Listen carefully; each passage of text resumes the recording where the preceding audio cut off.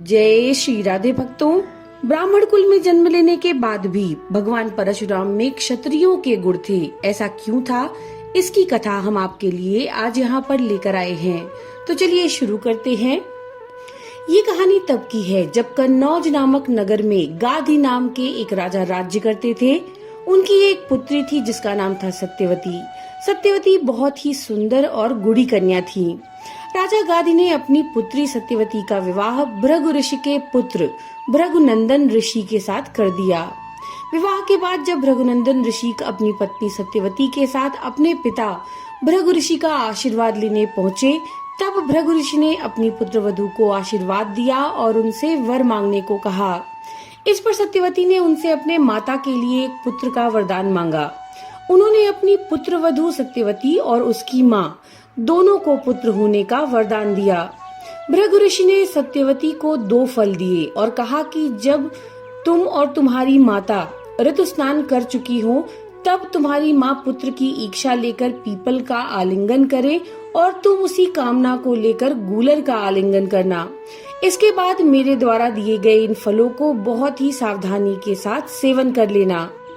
जब सत्यवती की माँ ने सुना कि भृगु ऋषि ने अपनी पुत्रवधू सत्यवती को उत्तम संतान होने का फल दिया है, तो उन्होंने अपने फल को अपनी पुत्री के फल के साथ बदल दिया।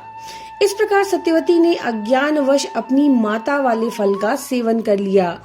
इस बात की जानकारी जब भृगु ऋषि को हुई तो उन्होंने अपनी पुत्रवधू सत्यवती के पास जाकर कहा कि हे पुत्री, तुम्हारी माता ने तुम्हारे साथ छल किया। उन्होंने तुम्हारे फल का सेवन कर लिया और अपना फल तुम्हें दे दिया। इसलिए अब तुम्हारी संतान ब्राह्मण होते हुए भी क्षत्रिय जैसा आचरण करेगी।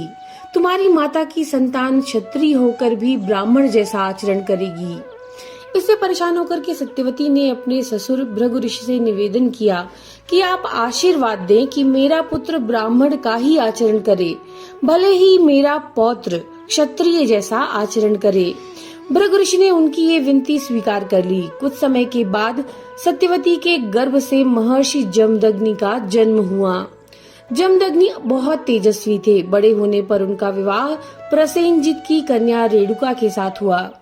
रेणुका से उनके 5 पुत्र हुए, जिनका नाम रुक्मवान, सुखेण, वसु, विश्वानस और परशुराम।